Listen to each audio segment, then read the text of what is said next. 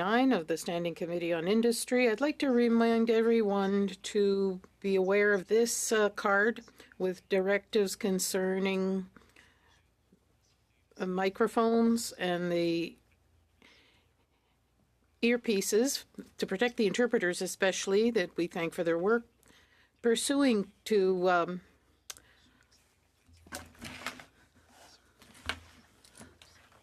motion adopted on Thursday, September 19, 2024. The committee is resuming its study on credit card practices and regulations.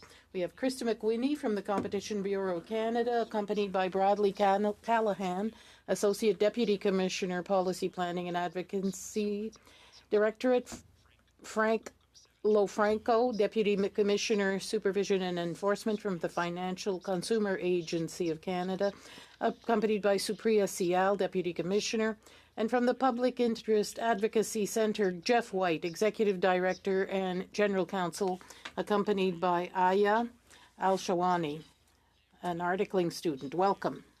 As you know, your opening remarks, and then we'll open the floor for a discussion. So without further ado, I'll start with the Competition Bureau of Canada for 5 minutes. Good morning, Mr. Chair and members of the committee. Thank you for the invitation to appear before you today. My name is Krista McWhinney, and I'm the Deputy Commissioner of the Monopolistic Practices Directorate at the Competition Bureau. I'm joined today by my colleague, Brad Callahan, who's the Associate Deputy Commissioner of the Bureau's Competition Promotion Branch. Le Bureau est un organisme indépendant. The Bureau is an independent law enforcement agency that protects and promotes competition for the benefit of Canadian consumers and businesses. We administer and enforce Canada's Competition Act, a law of general application that applies to every sector of the economy. We investigate and address abuses of market power, anti-competitive mergers, price fixing, and deceptive marketing practices. The Bureau also advocates for pro-competitive government rules and regulations. It's important to recognize that we are enforcers of our legislation and advocates for more competitive markets. We are not adjudicators or regulators that set rules for companies. The Competition Act requires us to make several thresholds and standards when we bring cases before the courts, such as proving that there's been a significant harm to competition.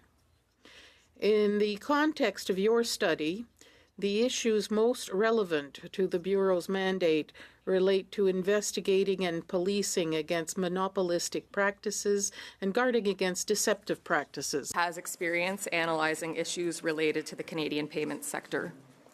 For example, in December of 2010, the Bureau filed an application with the Competition Tribunal under the price maintenance provision of the Competition Act, alleging that Visa and MasterCard were imposing restrictive rules on merchants who accept their cards. In the Bureau's view, these rules reduced competition among credit card network services, including competition with respect to credit card acceptance fees. Ultimately, the Competition Tribunal dismissed the application in 2013, finding that it did not meet certain requirements under the price maintenance provision of the Competition Act. That said, the Tribunal also carried out an alternative analysis in the event it was wrong in its legal interpretation, and under this analysis, the Tribunal found that these rules had raised prices and had an adverse effect on competition. While the application was dismissed, the Tribunal noticed the importance of this issue for Canadians. Notably, the Tribunal said that even if the Bureau had proved its case, the Tribunal would not have given an order to remedy the concerns raised by the Commissioner's application, and instead it suggested the issues would be better addressed through regulation. Following that case, Visa and MasterCard submitted separate and voluntary proposals to the Minister of Finance in 2014 to reduce their credit card acceptance fees for a period of 5 years, and to date the government has not regulated these fees. The Bureau does not play an active role in commitments from companies to lower fees. We also have no mandate to develop or implement industry codes of conduct. Our role is limited to enforcing the Competition Act should its provisions be engaged. and advocating that any government action be carried out in ways that encourage competition the most. Before responding to your questions, I will note that the law requires the Bureau to conduct its investigations in private and keep confidential the information we have. This obligation may prevent us from discussing certain details of our investigations. And I'd like to again thank the committee for the opportunity to appear today, and we look forward to your questions. Thank you. Thank you very much, Madam McWhinney. We'll now turn it over to the Financial Consumer Agency of Canada for 5 minutes. Merci, Monsieur le Président. Thank you, Mr. Chairman, for allowing us this presentation, and I thank the members of the committee for having invited us to testify before you today. I will be making my speech in English. My name is Supriya Syal. I am Deputy Commissioner of Research, Policy and Education at the Financial Consumer Agency of Canada, and I am joined today by Frank LaFranco, Deputy Commissioner, Supervision and Enforcement. We welcome this opportunity to contribute to the committee's study of credit card practices and regulations in Canada. FCAC is an independent federal agency that protects the rights and interests of consumers of financial products and services.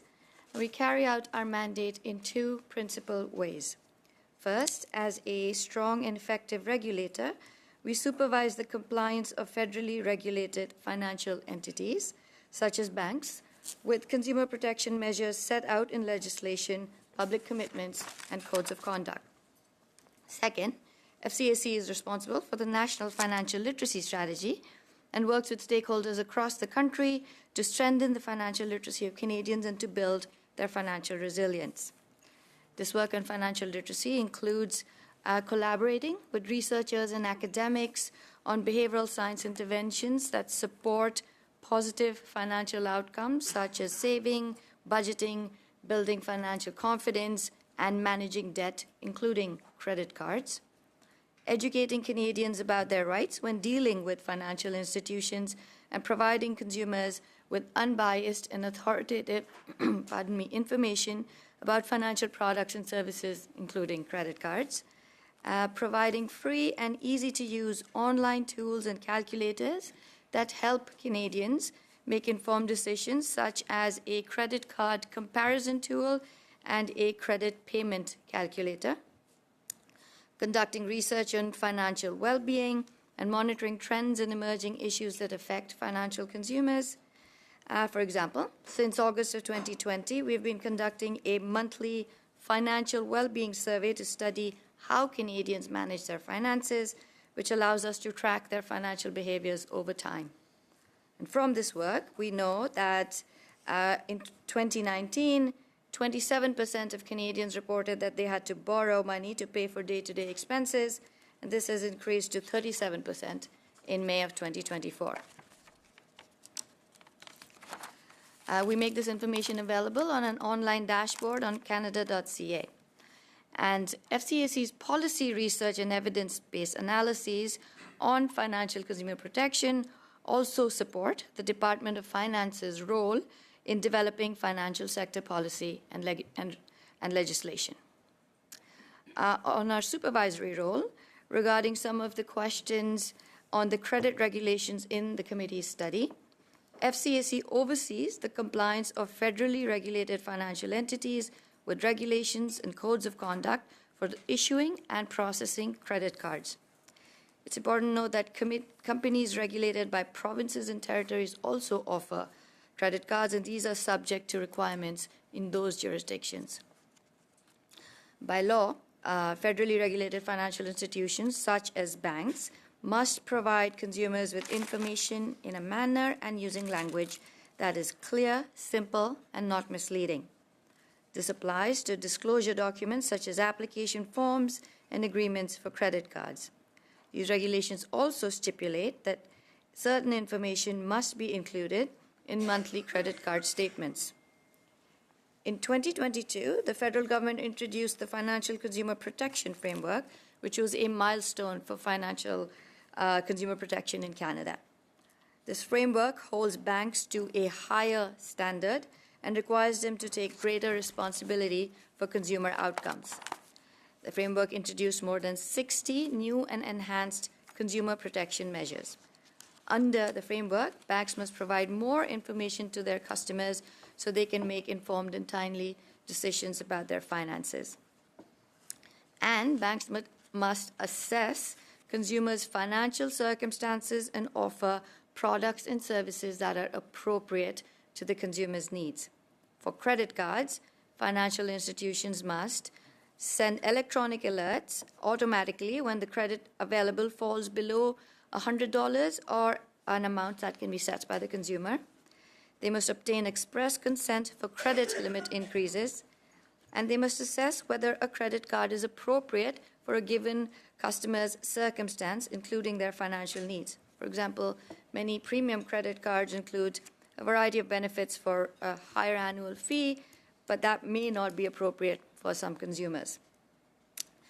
Finally, the committee should also be aware that the revised code of conduct for the payment card industry was announced last week and will take effect on October 30th. As part of its consumer protection mandate, FCAC will supervise the implementation of this code by major payment card network operators, including Visa Canada, MasterCard Canada, and Interac. And before I conclude, I'd like to mention that November is Financial Literacy Month in Canada, and FCAC leads this important initiative. Throughout November, as part of a national campaign, we will be sharing information and resources with Canadians and working with organizations from private, public, and nonprofit sectors to advance financial literacy in Canada. Mr. Chair, that concludes my opening remarks, and I look forward to the committee's questions. Thank you very much. And at last, I'll yield the floor to the Public Interest Advocacy Center, Mr. White.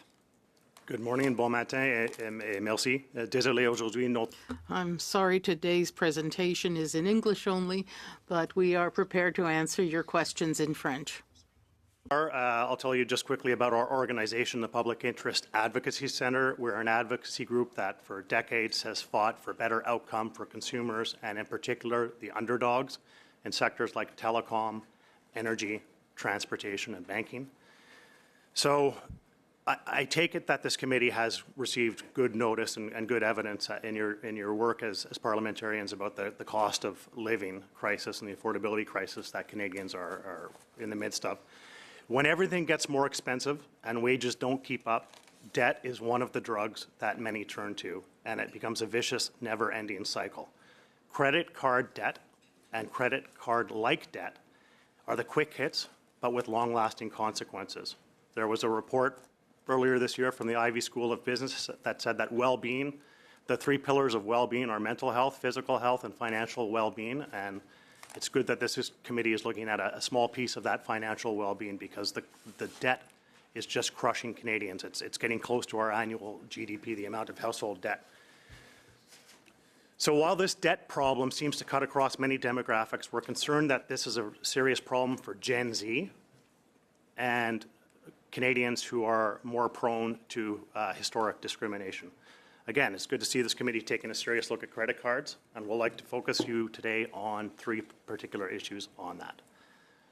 Our first main point is that credit card consumer protection is a tangled web across the country, and it's not clear, to us anyway, that if that regime is doing anything to make it better for consumers. While credit cards issued by federally regulated banks are operated under the federal regulations like the Financial Consumer Protection Framework, which lives within the Bank Act, credit cards and credit issued from non-federally regulated banks don't afford consumers the same level of protection and rights across the country, as they're subject to varying provincial consumer protections acts of varying quality. We strongly believe there should be a one-stop shop for Canadians when it comes to issues with credit cards or credit-related products, leveraging best practices from the provinces that have found better ways to protect consumers. Quebec is a good example here, where there's a debt level test for people taking on new debt, and there's enhanced disclosure requirements. And we think the federal government plays an important role in bringing those standards together and harmonizing them at the best level. Our second main point is that consumers need to know a lot more information about their debt and any new debt that they take on. Our fellow panelists, the FCAC, have outlined in their financial literacy strategy key building blocks for empowering consumers in making financial decisions, which include having the skills to navigate the financial marketplace, being knowledgeable and confident, and knowing how to manage expenses, debt, and savings. We simply do not have clear data on how well or not well Canadians understand the various credit products and services available to them and the costs and risks associated with the ones they are recommended. The same goes for how well Canadians understand the related rewards programs with their credit cards. At minimum, consumers need to know the risks, costs, hidden costs, and the cumulative effect of each new debt product they take on, and how this will affect their credit score. This is especially important for younger Canadians and newcomers to Canada who are navigating the credit score system for the first time. We do not believe that disclosure of this information will solve the problem, but we do believe in making sure consumers have their eyes wide open each time they take on new credit or change their credit services.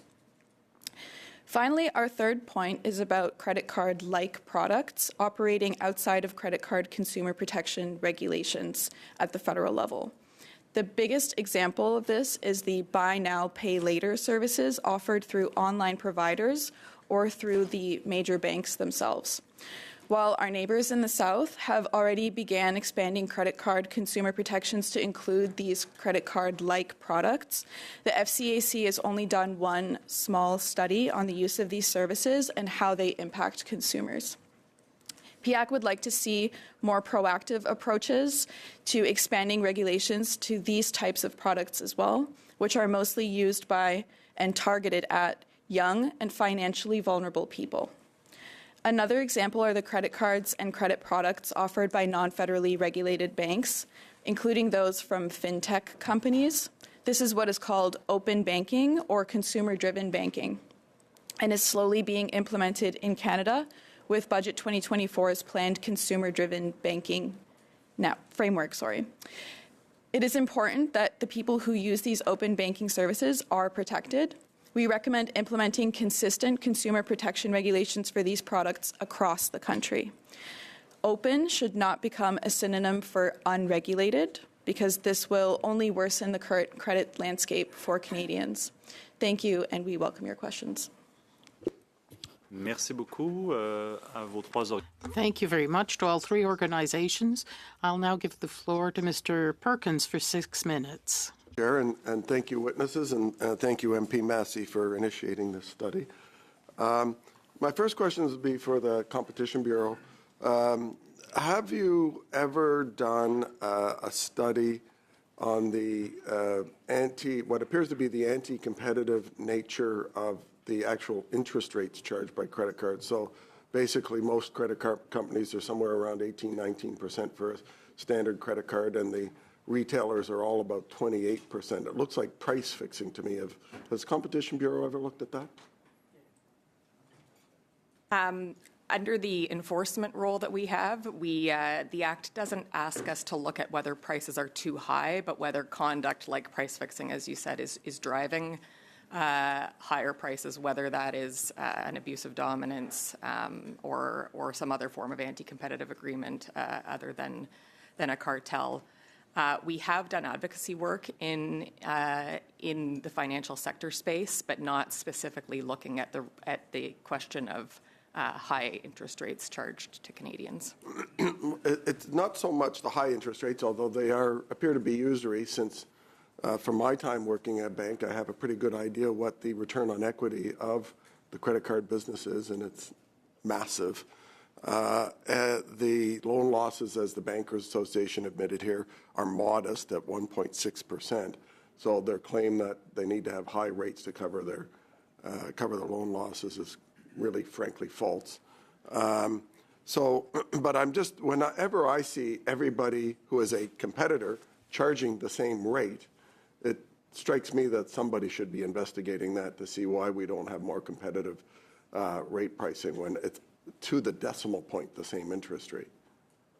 Yeah, and given the importance of this issue, if there was any evidence that this was being driven by agreements between competitors or other conduct that's captured under the Act, that would be a real concern for us that we would be doing an in-depth investigation into.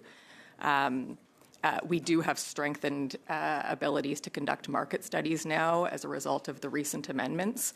So going forward, when we do studies looking at kind of the overall level of competition in a market, we will be empowered with better tools to be able to do that. And one of the reasons it's such a concern is contrary to what the Bankers Association said in their self-serving internal survey that 71% of people pay off their balances, the Bank of Canada, who in this case has done many studies on this, shows that it's about 46%. It's growing, according to their most recent study, the percent that carry a balance. When you're charging almost 30% like most retailers are, and that's another issue that I think needs to be looked at, because 30% interest is loan sharking in my view, and it's preying on the most vulnerable people who just get trapped in this loop. And the bankers bragged again at committee that there are other debt alternatives, that you could move your debt over to, a lower rate line of credit.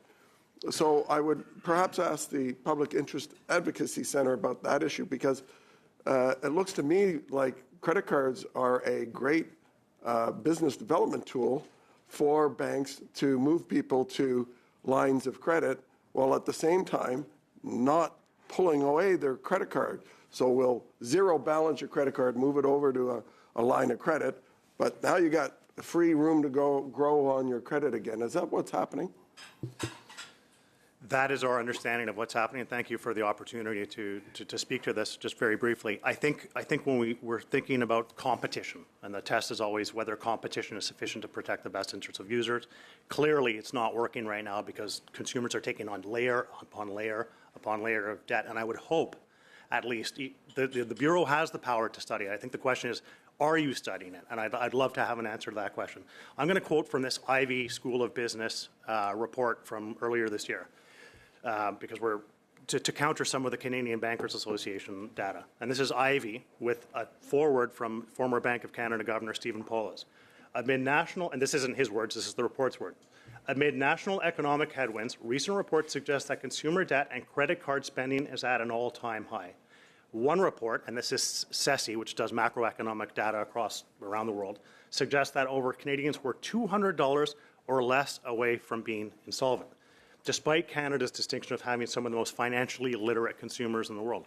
So that brings out the issue of this literacy and disclosure. You can have as many pieces of paper attached to a credit card loan, but if you're a University of Ottawa student walking through campus where credit card companies are loading students up in debt, and by the way, it's going to be illegal in the US, it is piling on, and there is this revolving door of going from one credit product to the next to try to pay off one with the other, and there's no real know your client rule that's being enforced in terms of making sure that student at University of Ottawa can actually handle that debt, and whether or not that's just one of 4 different instruments this poor student's taking on.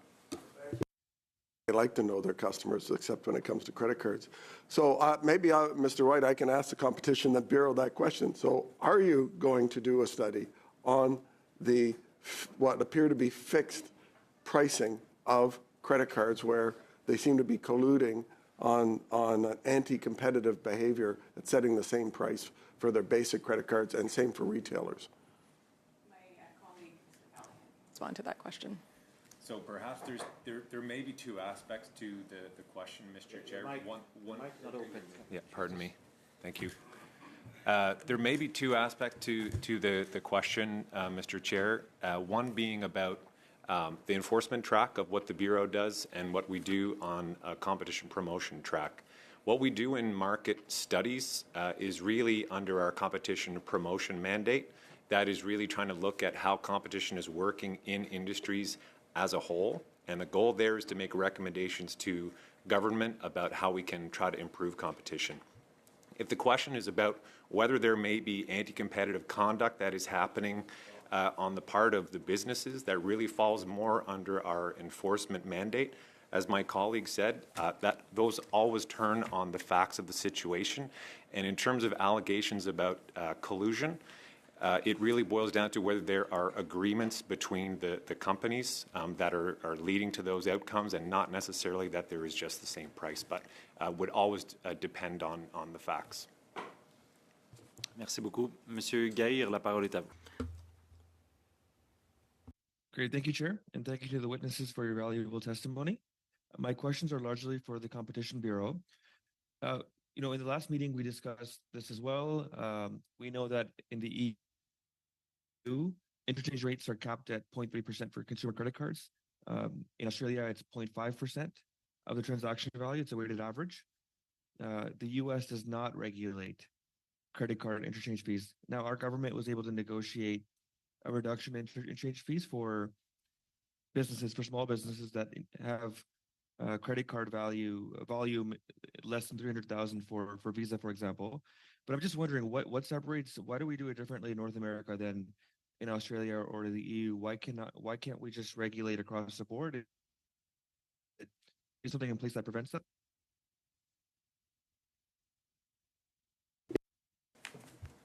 With apologies, Mr. There was some interruptions in the connection, but if I understand the gist of the question, it's about why Canada may approach it from a certain approach interchange fees from a certain perspective in terms of regulating or not compared to other companies that do regulate. If I've understood it correctly, what I can say is really about the mandate of the Bureau. We really enforce the Competition Act.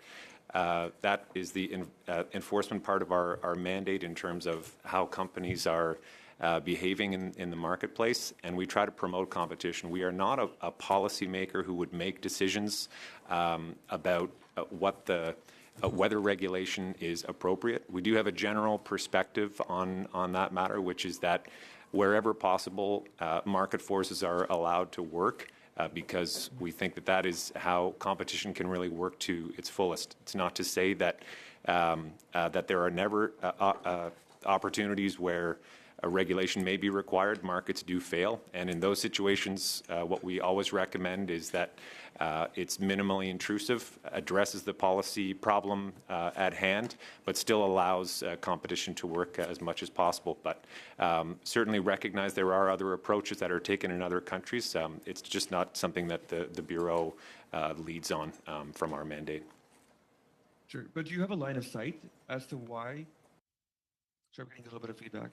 Do you have a line of sight as to why in Australia?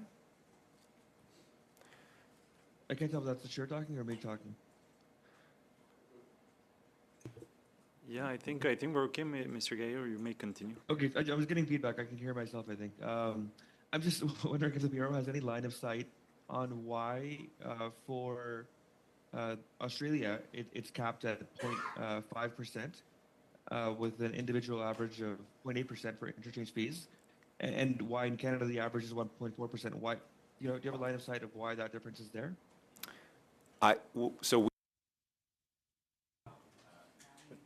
Just one second.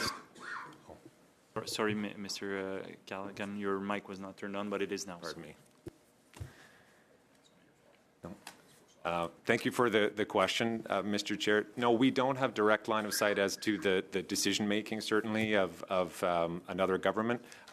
We are aware that Australia has taken a different approach in terms of regulating interchange fees, but we're not really best placed to say as to why they would have chosen that perspective as opposed to leaving it open to more free market competition. Sure. So what actions has the Bureau taken to foster competition in this market for credit card services? Because obviously it's a very limited market, and it's not just in Canada, but internationally. There's only a few big players in this space. So what can the Bureau do in its capacity to regulate, and what has the Bureau done? Thank you for the question. The key thing that we have done is take a case all the way to the Competition Tribunal to try to deal with rules in place with the merchants that we viewed as driving these prices higher and having an adverse effect on competition in the market. As I said in my opening, unfortunately, we were not successful before the Competition Tribunal in that case, but they did recognize the problem. They did recognize some of the merchant rules at issue in that case as having an upward influence on interchange fees and other card acceptance fees. But importantly, in their decision, they said even if we had won the case, they would not have issued an order. They would not have decided to remedy the issue under the Competition Act because the Competition Tribunal viewed regulation as the more appropriate fix to the issue. And is that why the Bureau did not appeal the tribunal's decision? No, due to the reasons why we lost, we decided not to appeal the decision. Okay. Is the Competition Bureau currently investigating credit card rules or other practices in relation to, obviously, the Competition Act itself? Actually, I don't have anything public that I can share on ongoing investigations. So if the question is whether we have an ongoing enforcement investigation into these practices, that's not something I can share due to the confidentiality provisions. Thank you very much. Thank you. Thank you very much, MPA. On va maintenant céder la parole à Monsieur Garon. We'll now give the floor to Mr. Garon for 6 minutes. Thank you, Mr. Chairman. I thank all our guests for being with us today. I'll begin with you, Mr. White. I'll admit that I'm kind of tired of hearing the Liberals, and Mr. Gahir just said so, saying that the government had negotiated agreements with credit card companies to reduce the interchange of fees, as if the Liberal government had ever cared in any way, shape, or form about these fees paid by Canadians. Mr. White, I'd like you to tell me whether I'm correct in understanding what happened with these fees. According to my understanding, the government never negotiated with the credit card companies for a minute. They just threatened to regulate them. So I think having these things called agreements is false. These are not agreements with Visa and MasterCard. These are government expectations. They made a threat. Visa and MasterCard made a temporary offer for 5 years. The government went back to bed, and now there's no regulation at all, and without any permanent progress about this for Canadians that are paying these hidden fees. Am I correct that the government did not negotiate this, that these are not perennial agreements? Thank you for your question. And That's all right. Involved in this issue of interchange fees. This is largely a commercial fight between merchants and the credit card platforms. It is significant in the sense that if the merchants are paying high fees, they naturally will need to pass that on to consumers. Our biggest focus really, and our request is that this is a legislative problem at this point. Our fellow panelists at the Bureau and the Financial Consumer Agency, they all have their role to play, but action needs to be taken at the federal level to do something about, yes, interchange fees, but it's interest rates that are killing Canadians. It's interest rates that are putting Canadian households and families on the brink. That's the real issue. Je comprends, Monsieur Watt. Je vous arrête. I understand. Pas parce que la réponse ne m'intéresse pas. It's not because your answer doesn't interest me, but I want to concentrate on the nature of the agreements. Let me go on to the Financial Advocacy Center, Ms. Sial. It's written in the document you send us that your role is to supervise financial institutions under federal regulation or jurisdiction by strengthening financial literacy and so on. Is my understanding correct? There is no agreement between Ottawa and credit card companies, even though the companies propose temporary lowering of interchange fees, but this situation is not permanent. You, as an agency, do not have a mandate to have these so-called agreements respected. Have I understood the situation correctly? Thank you for the question. I'm going to let my colleague respond to that.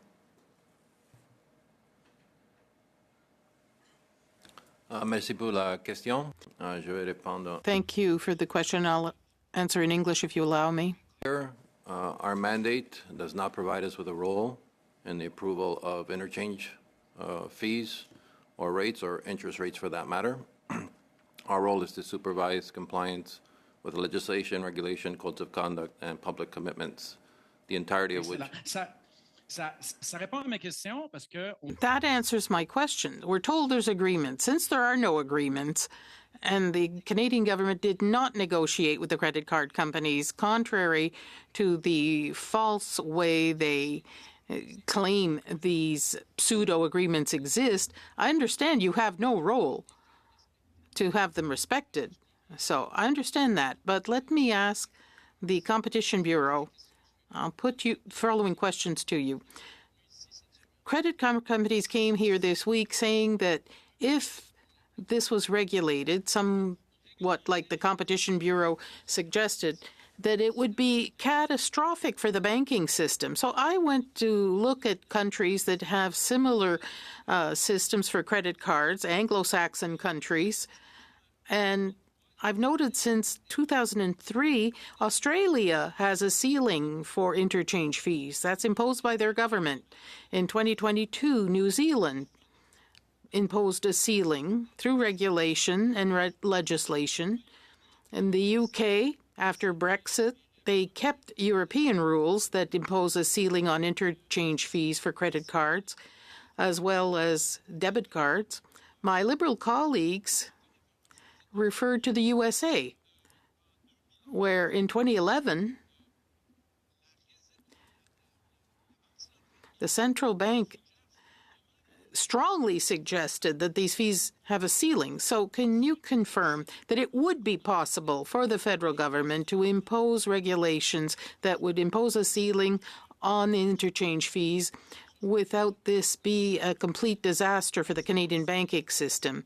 And this could even be a good solution when it comes to interchange fees that are judged to be too high. Merci beaucoup pour... Thank you very much for the question, Mr. Chairman. Je vais répondre en anglais. I'll answer in English with your permission. So we do not have a position just owing to our role as the enforcer of the Competition Act as to what the effectiveness would be of that kind of a regime.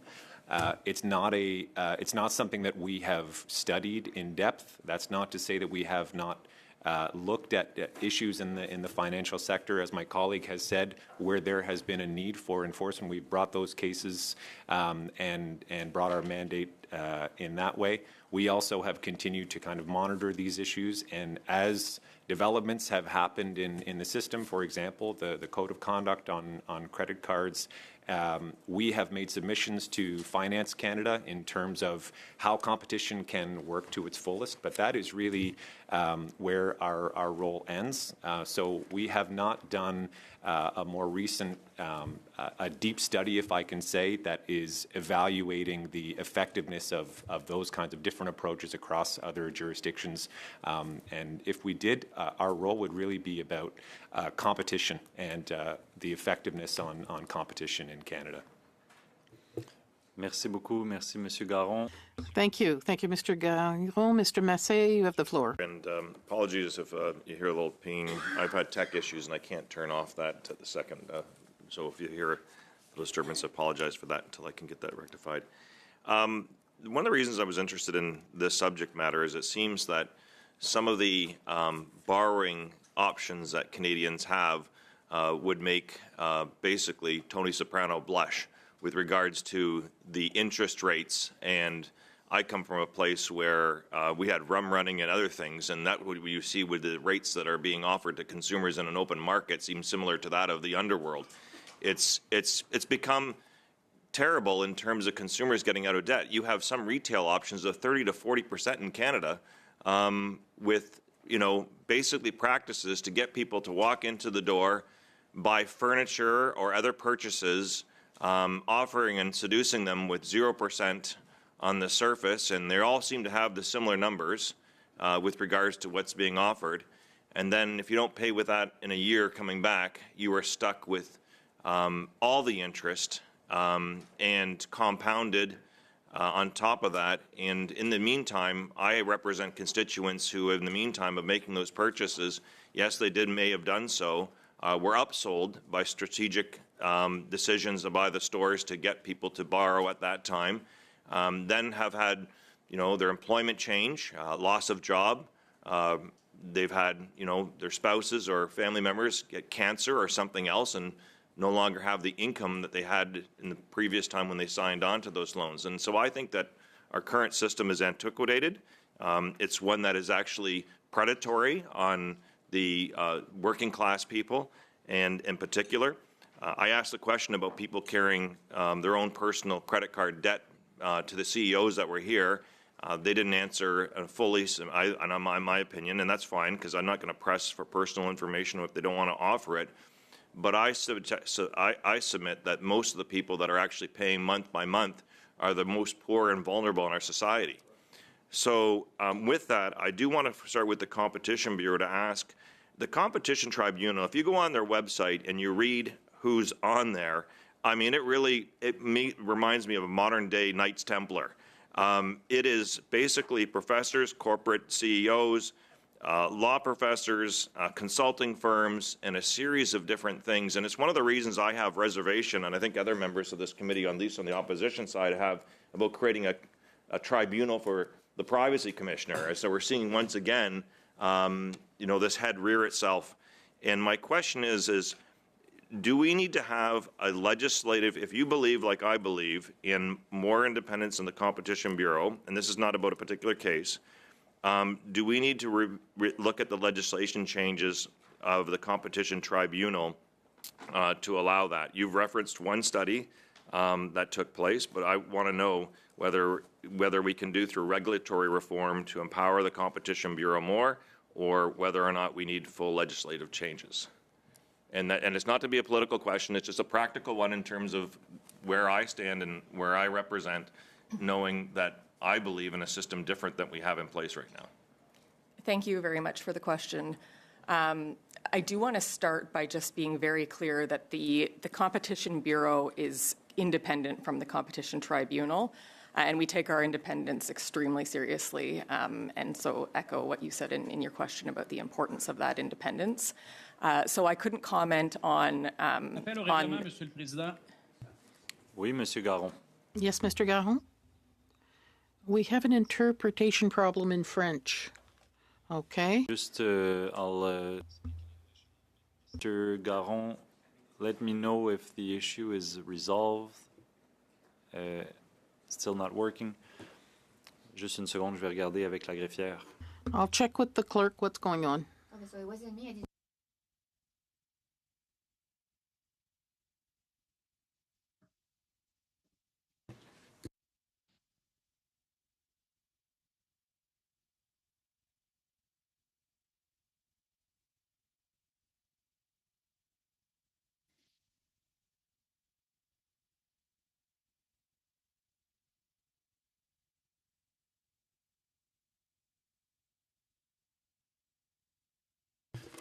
Okay, let's try again. Mr. Garon, give me the thumbs up if the translation is working. It appears we had an issue unmuting the French channel. It doesn't seem like it's working. Ah, Monsieur le Président, vous venez d'être traduit avec brio. Merci beaucoup. Bon, merveilleux. You were just translated. When I can't translate myself for tests, it's pretty bad. Mr. Massé, you can continue. Thank you. So, as I was saying, I couldn't comment on the makeup of the tribunal.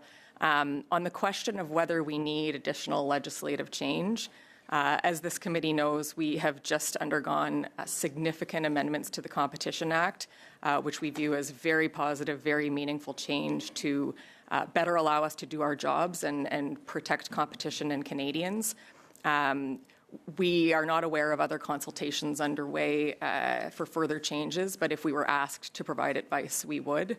But our role is not to provide kind of suggestions on amendments, but to enforce the Competition Act as it stands now.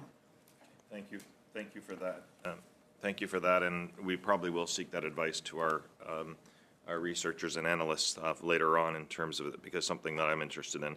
I want to go to the FCAC. I've been on your website, and I understand are some working tools there. My concern, quite frankly, is that the constituents that I represent, and I used to be an employment specialist for persons with disabilities, cannot access, unlike the target market of people that you are trying to get information for, this may not be appropriate for them. So I don't know of any time that I've received in my mailbox or outreach in the community anything from your organization. So maybe if you can highlight, am I not seeing it? Is it not on the ground? Or you're not mandated to do the things up front? And I think you should be in shopping malls. You should be on the streets. You should be in schools. You should be all those things. So am I missing any of this? But because a website and electronic communication is not the target market that we need to deal with. We're dealing with seniors, persons with disabilities, people with English as a second language. Those are the things that we find gaps in financial literacy and protection for consumers. So please share with us what you are doing in any of those things and what could be done better.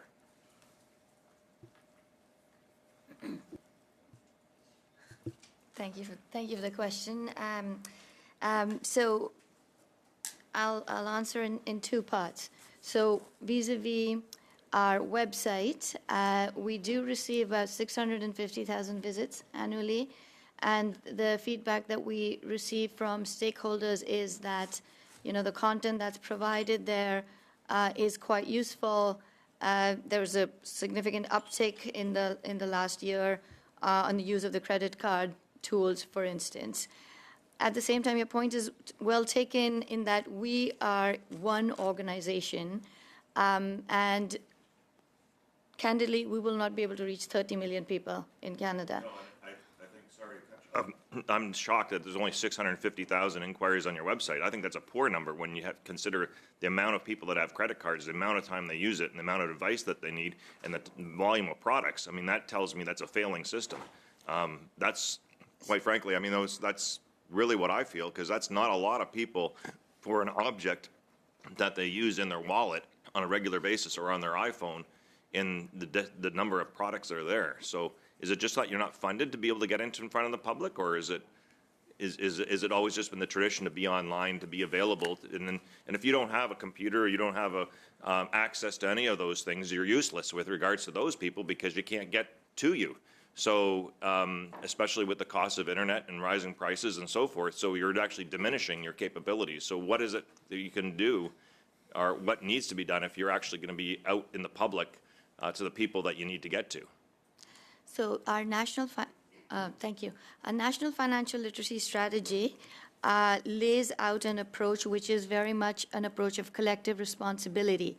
And it speaks to how the financial ecosystem, which is comprised of regulators and governments, but also financial service providers, community stakeholder organizations, researchers and academics, all have a role to play in helping financial consumers achieve positive financial outcomes and build financial resilience. So to answer your question, one, we are working under the aegis of the strategy, so with over 30 partner organizations currently on specific pieces associated with the strategy where they're driving outcomes, including managing debt. I'm sorry. I need to quickly go, and I don't mean to be disrespectful. You're doing what you can within the confines of what you're doing, but I don't need researchers, academics anymore. I need people on the ground floor basically helping people with their debt problems in places where they can be reached. Academics, researchers are all part of the tribunal. They're all part of all the decision-making for everything. They're the last people I need to help on this. Do I have any more time, Mr. Chair? In fact, you're 3 minutes over, Mr. Massey, Okay, but thank you. I've been Sorry, generous I'll with get you, to given it's your study. You've got credit on this on time here, but I'll just 1 minute. I'll just take a minute to echo maybe what you were saying, Mr. Massey, and ask a question to the Financial Consumer Agency.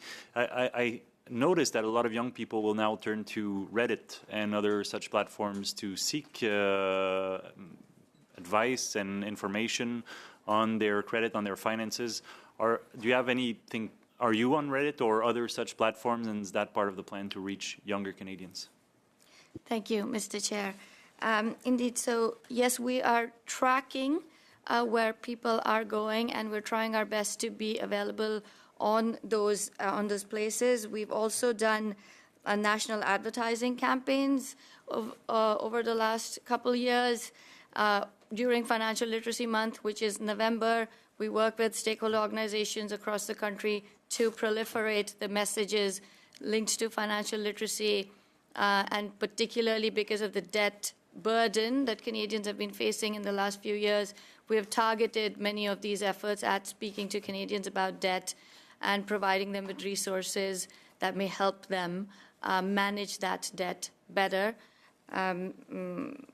And so I will say there's traditional radio, there's audio, out of home, there's social media, digital display, and search engine marketing. All of these are channels that we're trying to use to get to Canadians, and also on the ground programs that are being executed by many of our partners who are on actually the ground. Thank you. Madam Rempel-Garner.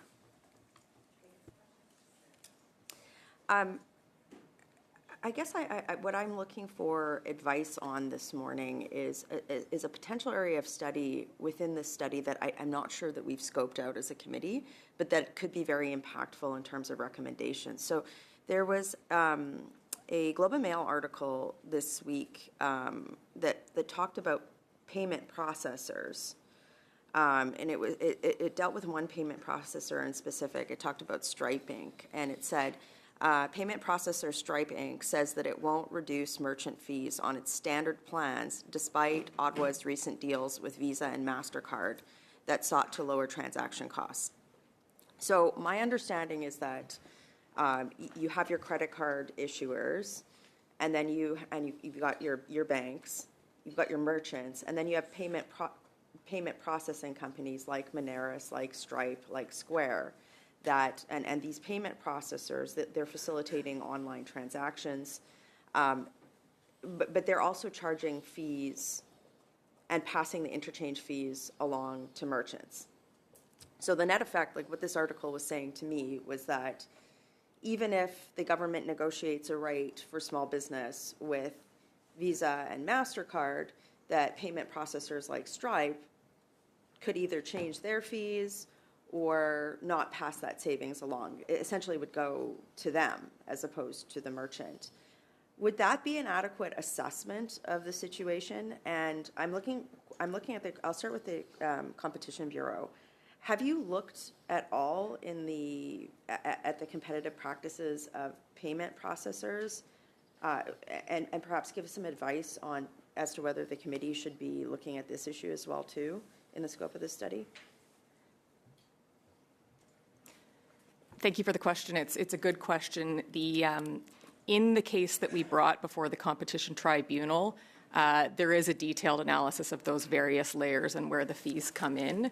And the main concern there was with the rules that the credit card networks had in place that was inflating, inflating the merchant acceptance fees overall, because things like the no surcharge rule really took the ability away from merchants, or reduced the ability for them to constrain those fees, which is what you'd expect in a properly competitive market, that if prices are going up, they have an ability to constrain. So rules like that were getting in the way of that.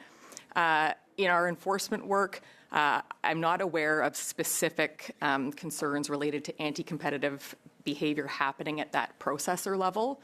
But as I said, it was really the network operators at issue in our case. But yeah, it's a good question to try to separate between them. Yeah, because I'm wondering, so, if the government has worked out a deal that could benefit small businesses, but if that isn't then dealt with at the processing level, then it might not actually, depending on how much a certain merchant uses a certain processor, it might not have the net effect, right? So that there might actually need to be some additional regulation on top of that. I guess, so I try to look for recommendations. Down the table, do you think that this is something this issue here, is that something that the committee should be looking at within the scope of its study? It is one of the issues the committee should be looking at, but I stress that the main issue hurting Canadians is interest rates, and it's the layering of debt instruments on top of other debt instruments. We're gorging ourselves at a buffet of credit. That's the problem. The criminal interest rate, I know it's coming down, but it's still, to use Mr. Perkins' term, it's usury. It's still allowing a lot of crippling penalties. Sure. Payday loans, $17 per $100. So yes. So yes, I totally to your understand question. that, and I agree with you. Yeah. I just want to, with my time, focus on this issue. Yes. I'm wondering if one of the recommendations, and I'll look to Ms. Ayala and Mr. Lofranco, it was a recommendation the committee could make that there's greater transparency, perhaps by transaction, on the types of layered fees that is presented to either consumers or merchants in a statement, and standardized like nomenclature used between payment processors, credit card issuers, et cetera. Thank you for the question. I think it would help the committee to understand our role in this space, and that might help with your deliberations moving forward. So we do have a critical role to play with respect to the protection of consumers and the protection of merchants. In the world of payment networks, we supervise compliance with the code. The code has many provisions that represent market conduct obligations, and our supervision is direct to the payment card network operators. Right. Those payment card network operators have the obligation to ensure proper market conduct practices, what we call downstream. So it'd be fair to say like that you're not the best positioned right now to answer that question, but perhaps we should get other people in front of the committee to look at that type of a recommendation. I would say that it would always help to have additional considerations, but from our perspective, when we see an issue like this, we do engage. We engage with the respective market payment card network operator, which I believe in this case may be MasterCard, to ensure that any provisions within the code are adhered to, and when they're not, we have the authority to act from a supervisory and enforcement perspective. Just for colleagues, in a really nonpartisan way, I would direct colleagues just to look at the Canadian Federation for Independent Business. They issued a table after the government's announcement about reducing credit card fees, and they have a list of all of the payment processors and whether or not they had committed to not increasing fees in order to sort of keep profits similar or greater. And the amount that said did not respond to that request or was unclear, and I read through these responses, it's pretty stark. So, Chair, I would just perhaps note, and for the analysts, that this is something that we might want to delve into a little bit with regard to, and again, it's not criticizing the efficacy of the government's announcement. It's saying that, you know, if the government's done this and the intent is for merchants to realize the benefits of the lowered fees, then this extra layer also needs to be considered if that savings is not, in fact, being passed along. Thank you. Yeah, thank you, MP Rempel-Garner. Very interesting point that I think committee members will agree should be on our radar in the course of this study. Mr. Van Bynen, the floor is yours for 5 minutes. Thank you, Mr. Chair. I received information from the Library of Parliament. It tells me that Visa represents 58% of the credit card transactions and MasterCard 38%. So that's 96% of the transactions are concentrated within the hands of two organizations. And my concern is with that concentration of power, and we've seen that in telecom, we've seen that in a number of other areas. Do you believe that the credit card industry exercises undue power within the market? And that's for the Competition Bureau.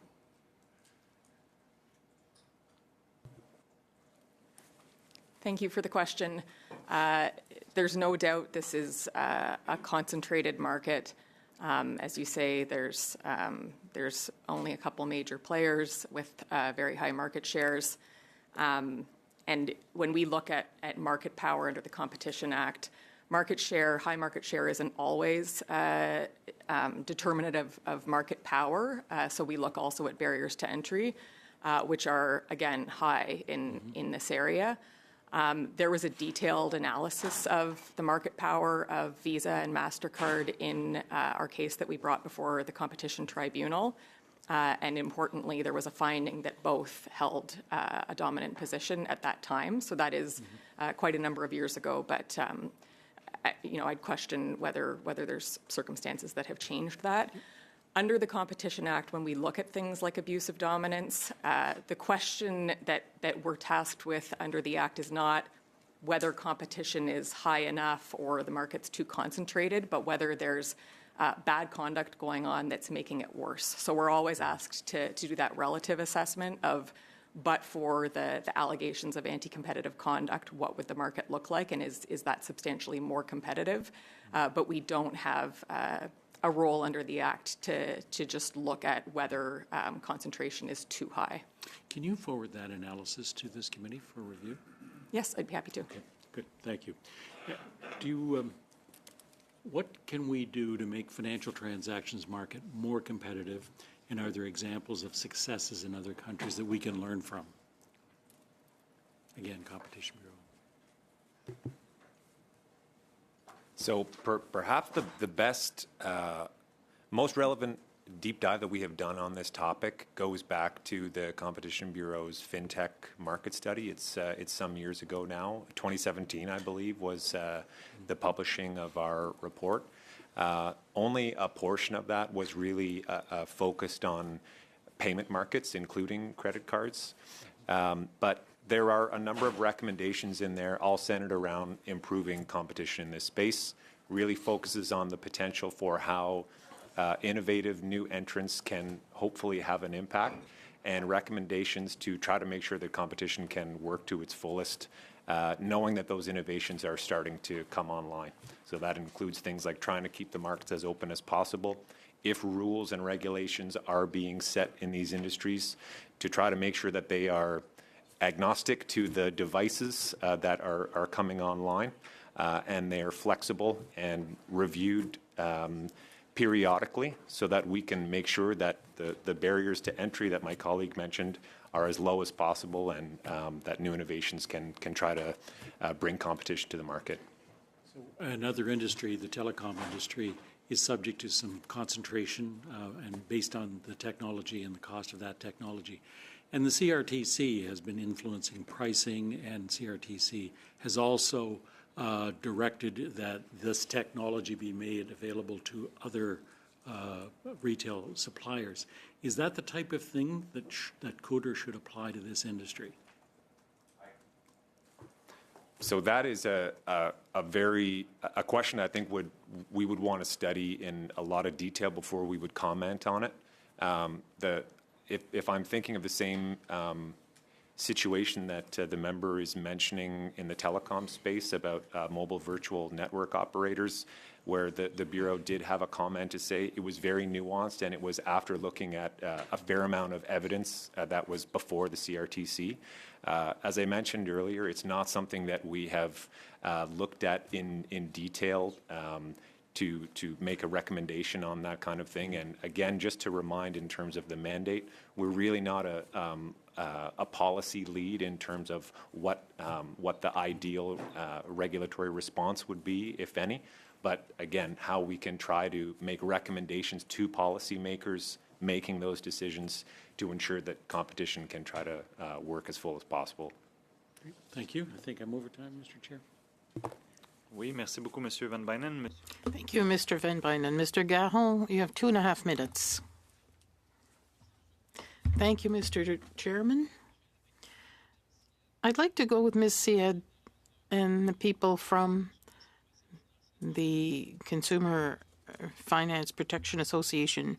Ms. Syed, I'm putting my question to you because I know that you're an expert in behavioral science, but I get the impression that credit card companies, especially in their marketing, they exploit all the vulnerabilities of the human brain by telling people they can buy all kinds of things, and they don't advertise all the costs generated by credit card purchases. We have an example here. Last Monday, MasterCard came to tell us that the reward programs offered by credit card companies and banks did not in any way get paid by consumers. So I have a two-part question. You'll have 1 or 1.5 minutes to answer. My first is, do you think that credit card companies do enough to correctly inform consumers of the costs associated with the product? And secondly, do you think that it would be a good idea to make sure that credit cards list their prices differently? Maybe we could do this by regulation. When you buy something with a credit card, you have all the hidden fees on the bill. Interchange fees, transaction fees, and so on. Do you think that would allow Canadians and Quebecers to make better financial decisions when they use credit cards? Thank you for the question. English. So in terms of what we can say is that based on our studies, we provide information which is relevant to consumers in the choice of a credit card, and you know what that means vis-a-vis rewards, what that means vis-a-vis fees, what that means vis-a-vis interest. We try to provide all of this information to them on our website for them to use, and we also provide this comparison tool, which currently has 220 different credit cards that consumers can choose between. I will say, to your point about behavioral finance, we've also run some behavioral finance experiments which are targeted at helping consumers pay down credit card debt. And these were based in providing additional information to consumers about credit cards and about the impact of not paying down their debt, or about providing the types of information that you were alluding to within the context of the intervention, which did indeed lead to a greater number of people paying down their debt and a fewer number of people increasing their debts during the 10-month period that the intervention ran. So from a behavioral science perspective, would providing specific forms of information help consumers? Indeed, it would help consumers. About the legislation or the regulation of that, again, we're not the policy lead, but the Department of Finance would be able to comment on that. Merci beaucoup, Monsieur Massé. Thank you very much. Now, Mr. Massé. I don't want it to be the impression, I really support the FCAC, what you're doing. In fact, your work screams to why we actually need more work to reach consumers and people. It's not the fault of the FCAC in this, it's the fault of the legislation and the way that we approach engaging consumers about this issue. So I want that to be clear, because your tools, if you go on your website and you look at those things, if you can get to them, are quite useful, and they're important. The problem is it's basically, we're not doing our job, in my opinion, because, and I'll go to Mr. White and as well, to anybody else who wants to chime in with regard to it, is that, you know, when you look at gaming, for example, gaming addiction, in that if you're gaming, there has to be a percentage that goes to addiction handling. Should we look at credit cards and other financial institutions like that, as they have to put some money aside into a separate entity that's independent, that deals with that? That's actually not even the greatest of suggestions, but it's one of the things that we have to consider in terms of how do we deal with some of these things. And then there's the hard case really is a political decision about restricting the percentages and also the capabilities of debt financing to certain, you know, behaviors that are allowed by the government or not. I mean, that's just basically a political decision at the end of the day. Same with regulation on the interchange fees. That can be done tomorrow. You can walk down to the Minister of Finance office and she can make the changes right now on regulation. That's a lot of things that can be done. So what do we need to do? Something different out of the box to actually break the mold, if you do believe in breaking the mold, of basically people allowed to have 20% to 30% to 40% on borrowing practices, especially when we have a predatory market of upselling people all the time. Thank you for the question. Thank you for the study, Mr. Massey. Yes, it's like gaming. It's a necessity, but it's an addictive necessity, and that's the problem. You can provide pages upon pages upon pages of information to consumers, but if they're desperate, they will still take on that debt. Something that happens in Quebec now is, as part of the disclosure, consumers are educated about how long it will take you to pay off your minimum payment, and that's often a surprising amount. But when you're desperate, consumers are going to take this debt on, and none of the lenders appear to have a full picture of what the total debt load of the consumer is, and that goes to this notion of each issuing entity ought to know their client, ought to know whether or not that individual or that household can sustain that additional level of debt. So it's an interesting novel idea that maybe this should be funded. I think the hard work that you're alluding to, and I'm going to pass it over to Ms. Alashwani, the hard work really is the interest rates. It is telecom-like. There is work to do, I think, to have more competition. But right now, the competition is all going upward, and it's abusing consumers. So thank you. And also, as we mentioned before, it'd be quite helpful to consumers to have a one-stop shop, as we were saying, because it's maybe not always clear to lawmakers, but consumers often don't know who is responsible to help them, depending on the credit product that they have. So if their credit product is federally regulated, they have access to federal protections. But if it's not, and they only have access to the provincial consumer protections, those are not necessarily credit card targeted or written with credit cards in mind. And often it's only when you have a problem that you realize you don't know where to go, or maybe you're getting sent between different places. So I think an out of the box idea would be, if you have an issue with your credit card, there is one place to go and one place that will answer your questions. Thank you, Mr. Chair. Thank you. Thank you, Mr. Massey. And we'll now go to Mr. Perkins for 5 minutes. Thank you, Mr. Chair. My next round, these questions will be to both the Financial Consumer Agency and the Public Interest Advocacy Center. And it's regard to the impact, you both mentioned the increasing cost of living, driving people to finance day-to-day goods with credit cards, which is obviously a very worrying thing. If you have to buy food on a credit card, you're in a pretty stressful financial situation. And the Parliamentary Budget Officer just this moment released an update to the cost of the carbon tax per household. And the Parliamentary Budget Officer now says that that shows that the average household across most income quintiles will face a net cost when both fiscal and economic impacts of the fuel charge are considered. So he's taking into consideration, when you read the report, the fancy carbon rebate that is offered. So, for example, in Newfoundland and Labrador, he's estimating individually it will cost net an individual $1,713 more. In my province of Nova Scotia, a year, it'll cost $313. In Alberta, it'll be $725 more. Can you comment on the impact that extra cost is having on food, on ability to heat homes, and how that is driving people to have to use high-priced credit to pay their bills?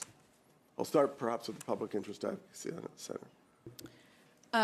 Thank you for the question. The Public Interest Advocacy Center doesn't look directly at the carbon tax, but we have seen that the rise of cost of living, so that includes groceries and rent, and the stagnant wages across Canada are affecting people's ability to finance their day-to-day life and take on more credit. And we've seen reports and statistics, especially on Gen Z and younger consumers, that are showing that Gen Z and other vulnerable groups are having trouble keeping up with their credit card bills and therefore leaving a balance, taking on more interest. So we do know that the rise of cost of living is impacting Canadians, but PIAC does not look specifically at the carbon tax. Thanks. Thank you.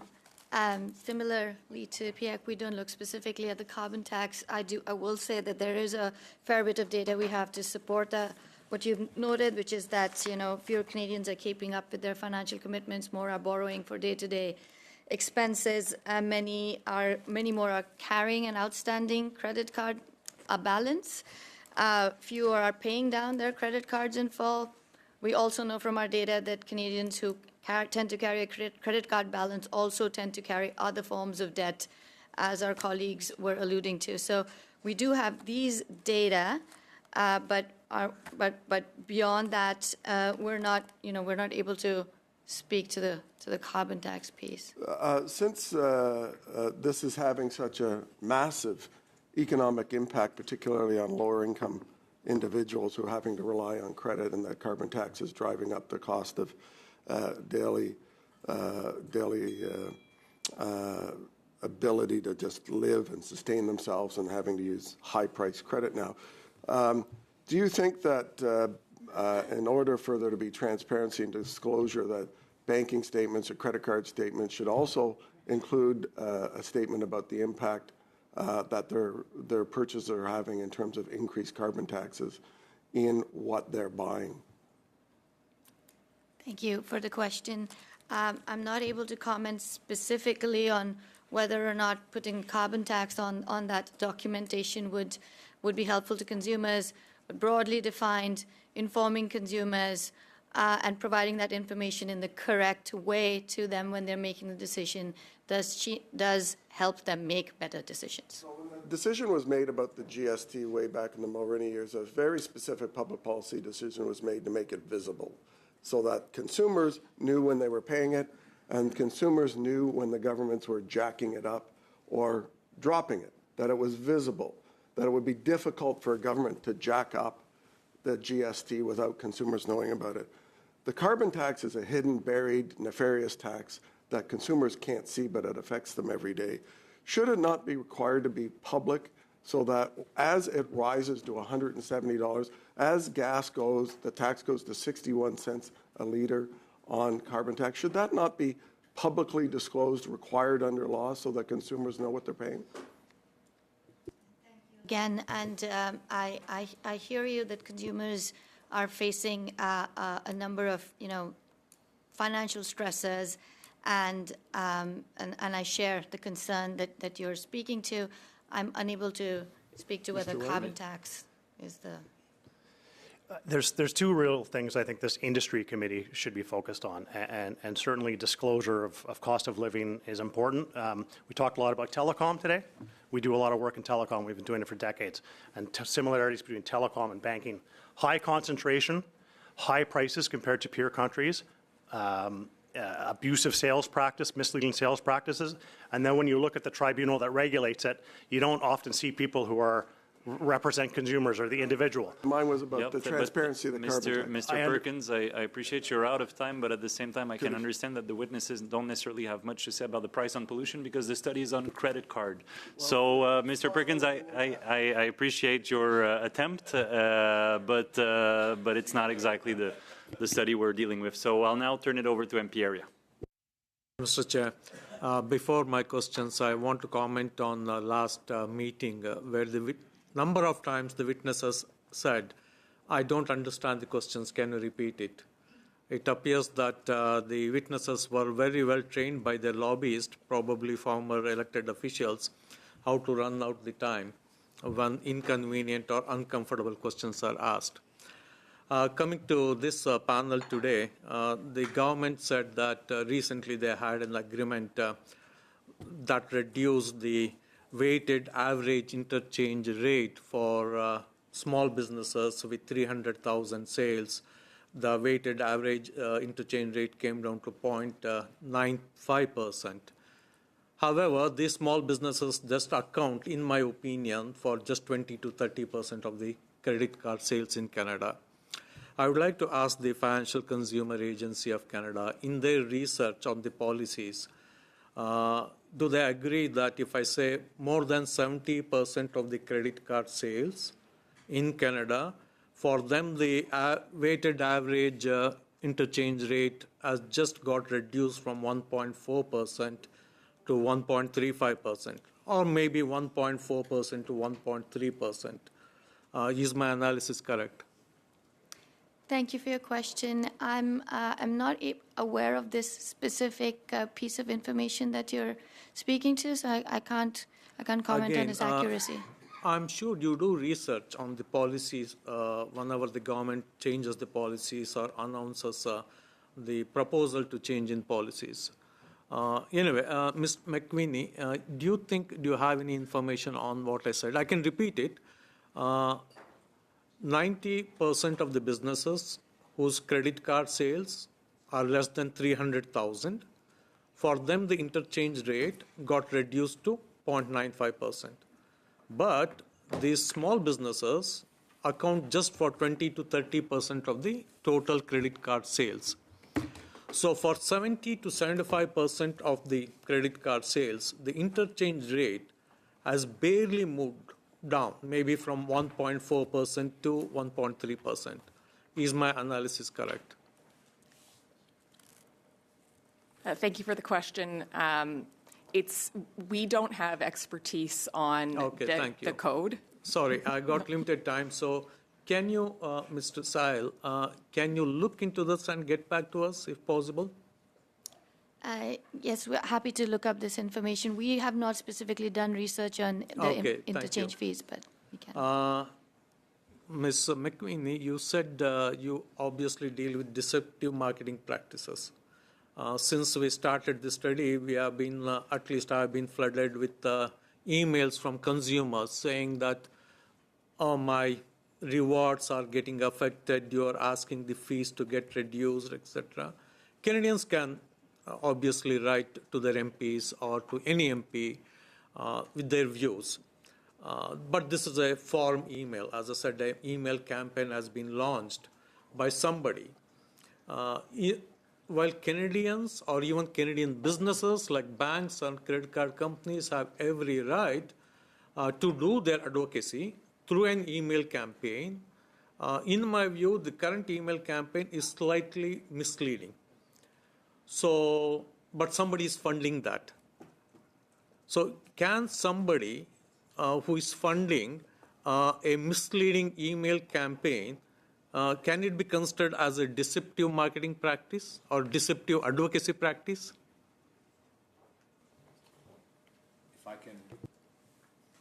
If I can speak to that one in terms of our deceptive marketing provisions. So the provisions of the Competition Act on this topic really prohibit marketing and advertising that is false and misleading. As we've talked about... Advocacy, I said, not advertising. So that's an important distinction, I would submit. And again, that would really turn on the facts of the case as to whether it engages the sections of the Competition Act or not. Because what our deceptive marketing provisions really look at is marketing and advertising.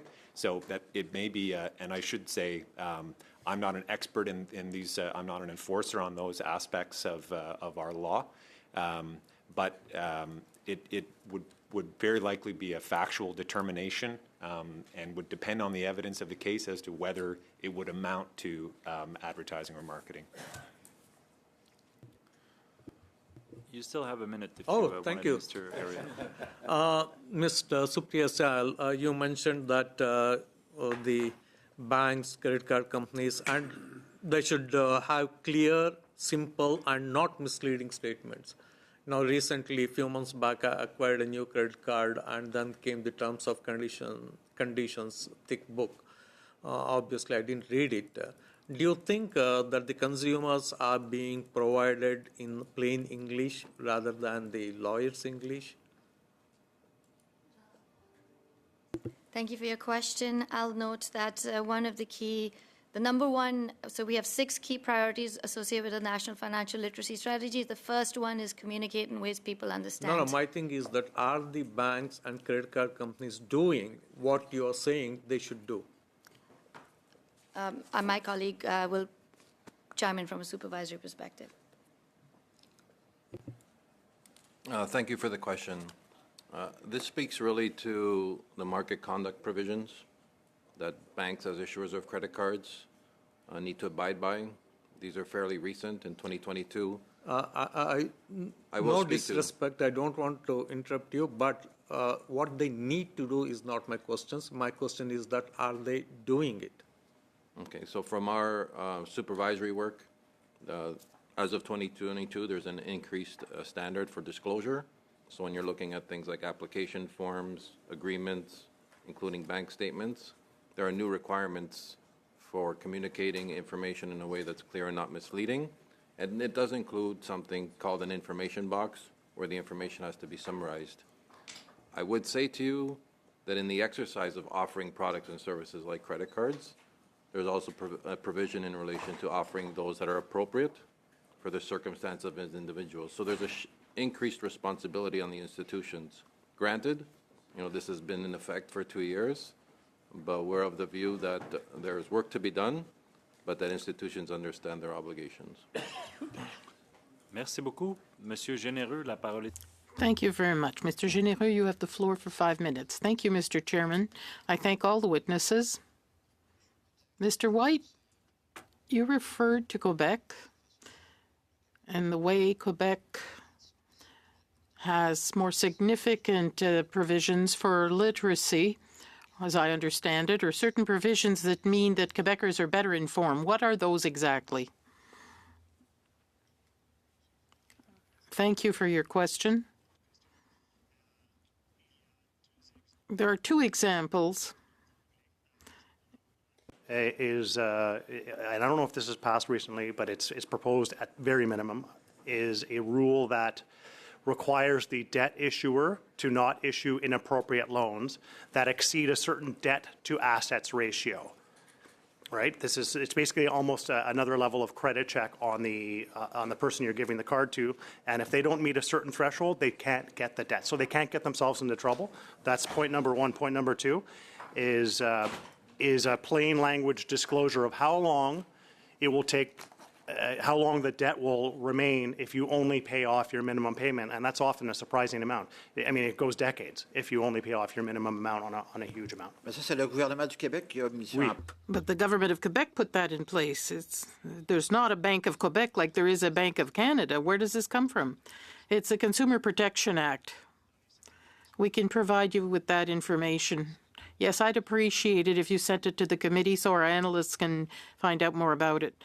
Ms. McWhinney, at the Competition Bureau, you said that you had information about all the costs associated with credit cards, all the layers, if you will, between the person buying and the person selling, and all the suppliers, if I can call them that, who are in that chain. I would like you to provide the committee with an example of that, or that characteristic of the Canadian banking system. I'd also like to know, did you ever make comparisons between that hierarchy, if I can put it that way, and what exists in other countries? And if so, could you provide that to the committee, please? Merci beaucoup pour la question. On the first point, the analysis of the breakdown of fees that I was speaking about is contained in the decision of the Competition Tribunal based on the Visa MasterCard case that we brought, and I'd be happy to provide that and point to the relevant sections. In terms of your question of whether we've done a comparison of that breakdown of fees across Canada and other countries, that's not something we've specifically studied. Pouvez-vous me dire qui... Can you tell me who, maybe people from the agency can tell us, where could we find that information so that we can compare the costs in each of the layers that exist in the system so that we can have a fair comparison as probative as possible about the associated costs, because we know interchange fees here in Canada are probably 0.5%. It's different in Australia. They're lower. They were issued by government regulation. I understand that there's an agreement here, but I get back to Ms. Rempel's question. What I'm afraid of is that with this agreement, we're talking about a reduction of 27%, and there are other layers contained in the final purchase by credit card. Somebody will increase their fees somewhere in those layers. It's like a plumber, that whole technological thing. could those people increase their costs so that the retailer won't have a 27% reduction in the end? Question in terms of your first piece about the, who can provide the various layers? Well, happy to look into that and get back to you on that piece. Whether that would lead to sort of somebody else increasing their prices, I'm unable to comment on, but we will look into if there is the layering, as you note, which we. OK, merci. Madame, je vais prononcer votre prénom, Madame. Miss, yeah, I'll pronounce your first name first. You talked about banking earlier. What does it cost to buy with a credit card? It doesn't mean at large, there's no regulation. This is talking about open banking. This would underlie open banking. I think everyone agrees with that. Internationally, it's more advanced than it is in Canada. Do you believe that once the regulations are in place, there'd be any advantage for the consumer to use these open banking systems where there's a consumer-retailer relationship that's more direct rather than using credit, where there'd be very little or no fees? Because with new technology, AI, for instance, would mean that perhaps we could eliminate all kinds of fees in order to buy goods and services. Merci pour votre. Thank you for your question. Respond in English. So thank you. I think what you're asking about, if correct me if I'm wrong, is whether open banking, the new banks that are kind of coming in, the new open banking services are going to be generally good for consumers, if that's what you're asking. The response I would say was we would have to wait and see. It would be great if they can increase competition. As we know, there's a high concentration of between two credit card providers that are able to kind of have a little bit of a stronghold on consumers in Canada. So it'd be great to see more competition. But at the same time, from PIAC's perspective, we want to make sure that the protections that are available to people who use the normal credit cards are available to the people that are going to be using these open banking systems. And that includes keeping the consumer's liability rate, for example, in case of fraud at the minimum $50, which is what we see with Visa and MasterCard right now with fraud. So the importance is basically just to wait and see and make sure that the consumer regulations extend to those open banking services. And it would be great to see more competition, obviously. So that would hopefully, if that could bring down the costs, that's great for consumers. So. OK, merci. J'aimerais renchérir rapidement sur ce que monsieur. I'd like to say more about what Mr. Massé said earlier. I'm addressing the agency here.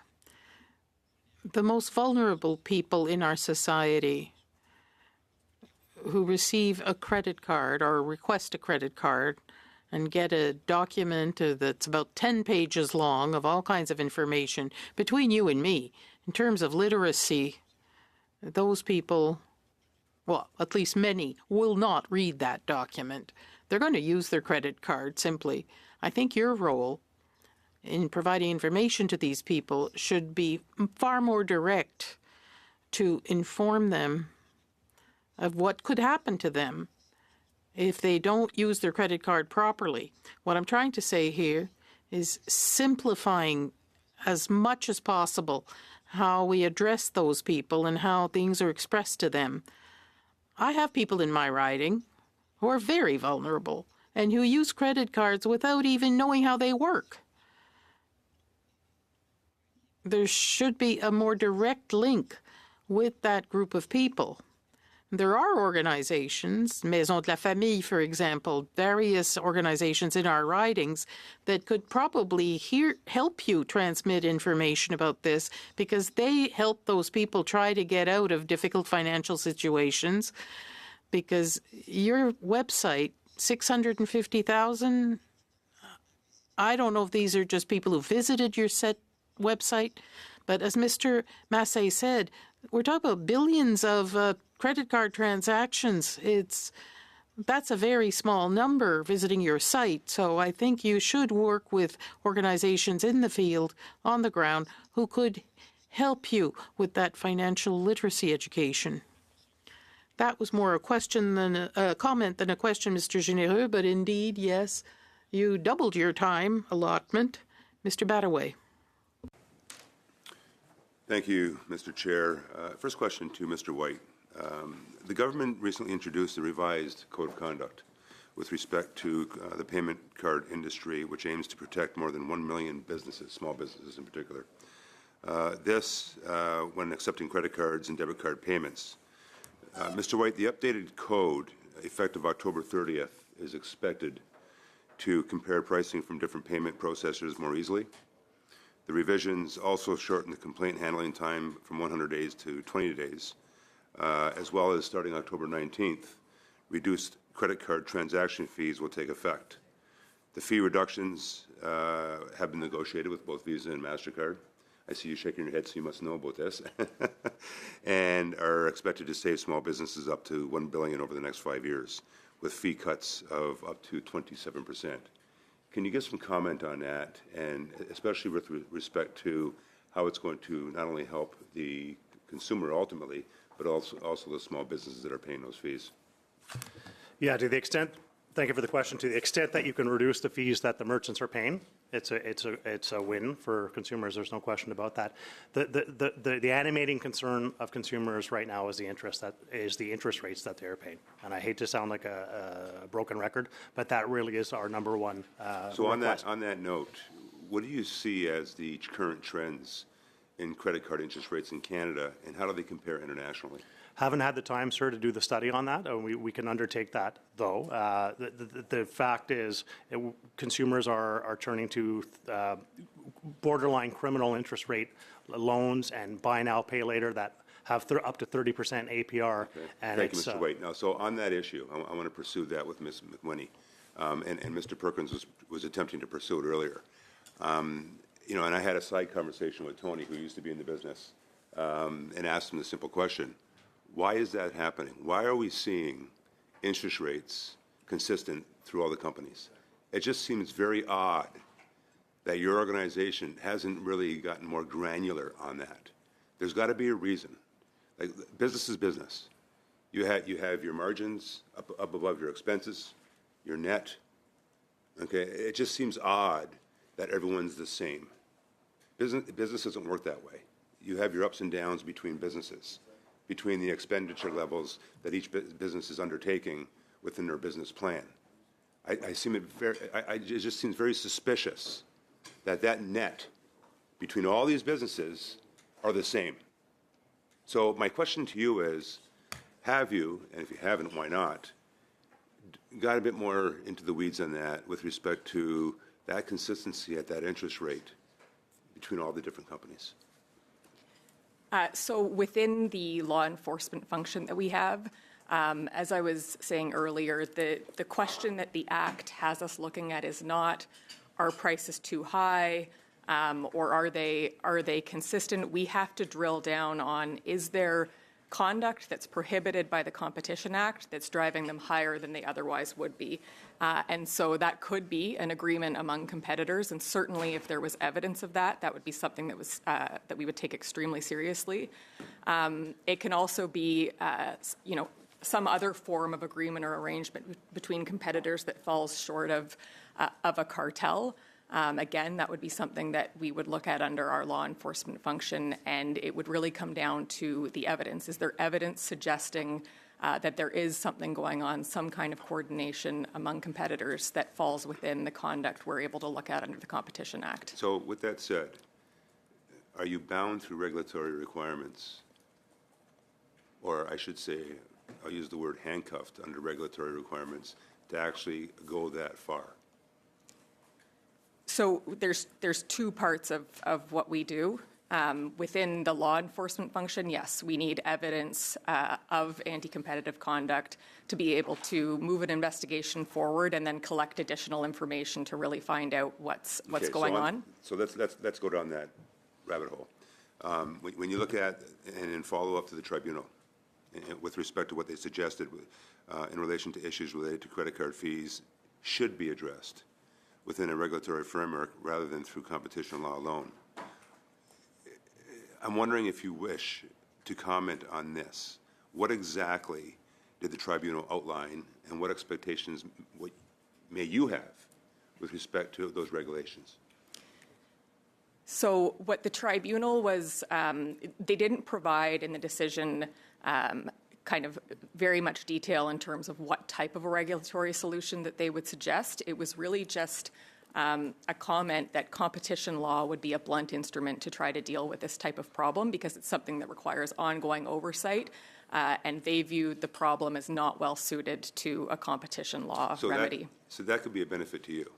That can be a door wide open for you to actually suggest and or make recommendation to what that law might suggest. On the conduct at issue in that case. Mm-hmm. So one of the main things we were challenging there was the no surcharge rule, because we view that as really taking away a very important competitive constraint that merchants have in negotiating these card acceptance fees. We understand that surcharging is now an option following on the class action lawsuit, I believe. And my understanding is it's quite recent, so I think it remains to be seen how the market kind of evolves based on that now being allowed, but that was a key thing we were seeking in our case. So Ms. Sayal, I'm coming to you next. So if you can give some thought to some of these questions, would be great. Last question to you, Ms. McWhinney. What do you find from your analysis, and I'm sure this is a constant analysis that you're taking on within your organization, what do you find in terms of, and this goes to the analysts, because they're the ones that we're speaking to here. They're the ones that are going to come back with the report and possible recommendations that we're going to actually move forward with. So speaking to them, what tools do you need to get that far to then look at why this is happening between the consistency of those rates across the companies besides the tools that you have available to you currently? And I'm going to be coming to you next. Thank you for the question. I was mentioning earlier that we have just received very significant, meaningful amendments to the Competition Act that do really strengthen our ability to protect competition across all markets, including with respect to the issues we're looking at here. Our focus right now is on implementing those recent changes, so I don't think it's a question of additional tools. Ms. Sayal? I'm going to turn to my colleague, Frank LaFranca. I appreciate the question. I think it's a useful question. I would echo some of the sentiments I just heard from our colleagues in the Competition Bureau. From a supervisory perspective, we are relatively well equipped to deal with consumer protections expressed in legislation, codes of conduct, and market and public commitments. There's always room for improvement, and those policy discussions and decisions rest with the Department of Finance. Obviously, we look to contribute in terms of insights we see on the ground or insights we generate from our research, but it really is a policy conversation, and I would kindly ask that you engage our colleagues at the Department of Finance on potential improvements in this space. So let's dig into that a bit deeper. How would you assess the effectiveness of current federal regulations in governing credit card practices in Canada? Are there any gaps in the framework? You said you had the instruments. That's great. Mm-hmm. But is there any gaps? Is there any gaps in the framework that need addressing? That's an interesting question. I would say on two fronts. The enhanced standards under the Financial Consumer Protection Framework have been in place for 2 years, and we're on the about to receive a new code of conduct with respect to payment networks. So I think it's early days, but those strengthened. We were very critical in bringing forward the recommendations to support those enhanced standards. And in around credit cards, it's disclosure, express consent, complaints handling by way of example. And with respect to the code, there's increased transparency for merchants. So when they're securing a quote from a potential payment service provider, they're now entitled to understand the cost per transaction and fees and so on and so forth. And that's a great point. And on that point, do you think the federal government can play a role in setting caps or credit card interest rates and fees? One. A. B. Should there be a uniform national standards for credit card issuers? I can only speak to the mandate of the FCAC. So, these are policy decisions that rest within the purview and carriage of the Department of Finance. But I can share with you that through the work of our research and our supervisory, that any insights we generate, we do share to contribute, some of which come by way of the form of complaints. So in the case of the code, we heard merchants complaining about fees and transparency. Which we just dealt with. So we have a role to play, but it would be unfair, I think, to speak to the policy considerations at play here. Great. Thank you. Thank you to all. Thank you very much. Merci. Monsieur Garon, la parole est à vous. Thank you. Mr. Garon, you have the floor. Thank you, Mr. Chairman. I must admit that there are times in life that are a bit more confusing. Those times where I hear Mr. Généreux, who's right to say that we must simplify credit card and bank statements, and Mr. Perkins, who thinks that the solution to that is to add 10 pages about the carbon tax. I have trouble understanding this. The carbon tax does not apply in Quebec. I refer to Mr. White. I'd like to ask him questions about what was done in Quebec, what the provinces can do, and what the federal government must do when the provinces can't. My understanding is that consumer protection laws are of provincial jurisdiction, that contract law, civil law, credit cards are under provincial jurisdictions, such as well as the definition of usury, buy now, pay later contracts. All this is under provincial jurisdiction. So Quebec was able to use its clout to protect consumers, and that includes laws on co-ops, financial co-ops that apply to Desjardins. So Quebec was able to have considerable progress on this regulation that helps consumers and helps them make better financial decisions that are more enlightened in a market that's very complex for the common mortal. So, Mr. White, I'd like to know what are the actions that only the federal government can take to protect consumers when it comes to personal finance and credit and allow them to make better financial decisions.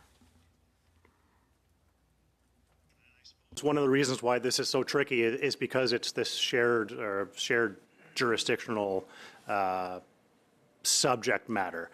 Your Liberal colleague opposite, I believe, made two very concrete recommendations that I think should be pursued very seriously, and that is limits on the amount of debt and more vigorous disclosure rules that will ensure that the issuing lender has a full picture of what the consumer has in terms of debt, like a stress test, they call it on banks, a stress test on the household to make sure that they can pay that, and then actually look at, in the scope of federal regulation, you've got a big opportunity with federal regulations for the banks to do something in there. And it does remain to be seen how well the provincial laws work, but we're looking to Quebec just as an example for how the federal government can incorporate that at the federal level and bring those standards together into a harmonized system. There's no reason why this should be happening, and it's causing a lot of stress for Canadians. Merci, Monsieur le Président. Est-ce qu'il me reste du temps, Monsieur? Do I have any time left, Mr. Chairman? I'll give you a little bit, Mr. Garon, if you wish. You're very magnanimous. Thank you. I'd like to get back to Mr. White on this federal-provincial issue, because we Quebecers naturally tend to look at our national government in Quebec to be protected. That's a normal reflex among Quebecers. We are a nation. This was recognized by the House of Commons. But what happens in other provinces? Why are we in a situation where Quebec progresses and seems to benefit from everything under provincial jurisdiction, and then you get to Ottawa and say, well, the federal government has to include it in its own regulations, that the provinces can do something? What goes on in the other provinces? Are they all asleep at the wheel? How come, you may tell me or correct me if that's not the case, how come they always want to rely on the federal government, whereas the provinces can take decisive action? I recognize Quebec as a distinct society, and I live in Quebec. There's two things this industry committee should do to alleviate the pain for Canadians. We did a study, my group did a study a couple of years ago about how Canadians were sacrificing money for medicine and clothing so that they could afford home internet service. You could do something about the cost of telecommunication services, and you could do something about the cost of debt. Those are our recommendations. Thank you. Merci beaucoup, Monsieur Massé. Thank you, Mr. Chair. To go to the telecom comparison, I think is actually quite relevant. And telcos now have to at least provide when they're going to gouge you for roaming in the United States. I come from a border town, and even without leaving the country, we get roaming charges. So would it be a similar strategy to at least advise consumers if they're going to use your credit card or something like that, or on their statements to advise that the hidden charges on interest, on conversion of rates is often not well understood? Should we move to a similar mandated model? That's a weak suggestion, in my opinion, in terms of what I'm offering, but I'm saying at the very least minimum, should there be an advisory recorded every time that you purchase something foreign?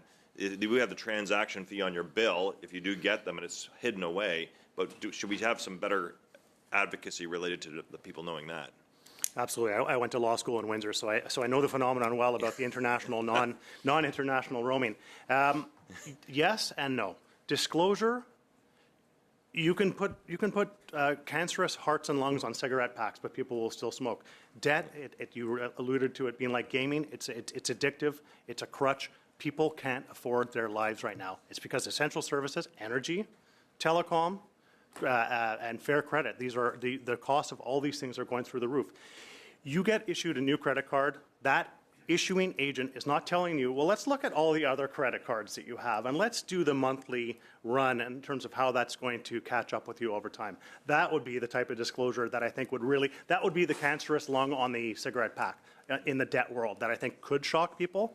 But it doesn't fix the underlying issue of the interest rates being borderline criminal. Thank you. And I appreciate that, because that's my point too, is that we can tinker all we want with those things. We need something bigger and bolder. Quickly, with the last of my time, to the Competition Bureau, and I did use your website to look at some of the credit cards and the rates, and one of the interesting that pops up there is 9.9% is the lowest you can get, but you have to pay $400 an annual fee to get it. So that basically takes away 95% of my constituents from that. But there's numbers that they get stuck on, 12.99% and 20.9% and 19.9%.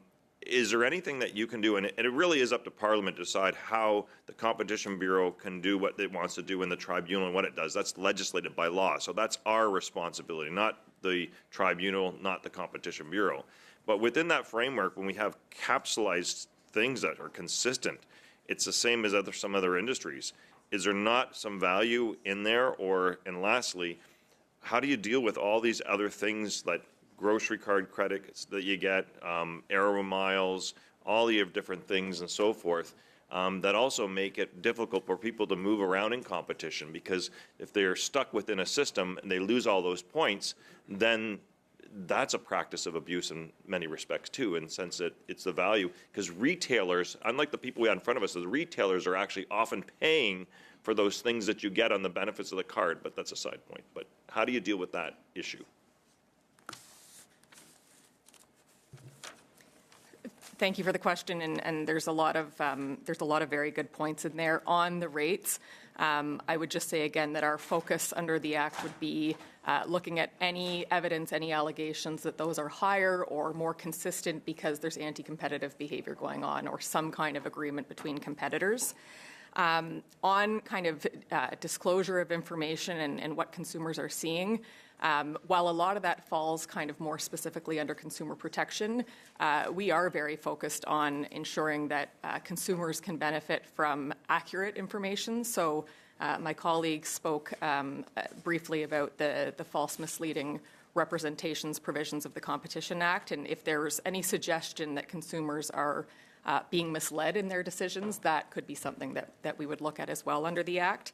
And then you bring up a very good point on the loyalty programs. So that type of stickiness or barriers to switching is very much something that is relevant in a number of our investigations when we're trying to determine harm that might flow from bad conduct. If I could just maybe add to pick up on the previous discussion about opportunities for price comparisons. This is taking just a step back, but we were discussing the potentials of open banking earlier, and it really has been touted as one of the potential opportunities if we can get open banking implemented in Canada, is not only allowing customers easier switching, but also allowing new competitors to come into the market to help them compare what are the other offers out there. So see what the options are, and then let competition work for them by easing switching. Merci, Monsieur Massé. Thank you, Mr. Massé. For 5 minutes. All right, thank you very much, Mr. Chair, and thank you to everybody for being here today. Mr. White, I just kind of want to pick up on that theme of transparency that you were getting at with Mr. Massey here. I actually used to work for a telecommunications company, and I can tell you one of the most frustrating things being a customer service technician was you go to someone's house, you know you're installing them up to 10 megabit per second service, but the customer is like, how come I'm only getting 5? How come I'm only getting 3? Well, I bought 10 megabits, didn't I? No, you didn't. You only bought up to 10. But the problem was they were being sold something that wasn't true. I know my colleague Dan Mazer has brought in a bill requiring telecoms to make sure that they're providing all of the upfront information at the point of sale, so that way the expectation for the customer is realistic. I feel like we don't have that when it comes to credit cards. I'm just wondering if you can talk a little bit more about how we could strengthen transparency around this to make sure that the consumer gets accurate information prior to getting their card. And I just want to quantify that by saying I do think it's a little bit up to the consumer to do the research prior to, but at the same breath, I do think there's an element that falls on the company. No, that's fair, and I'd love to talk about telecom for hours with you, but I'm going to ask my colleague to focus on the issue. Yeah, so for public interest, obviously, transparency is huge, and especially for people who are vulnerable or may not have a lot of experience with credit products. And again, I'm thinking specifically of young people like myself, Gen Zs, who are just coming into the credit market, learning about credit scores and learning about how all of these different things work.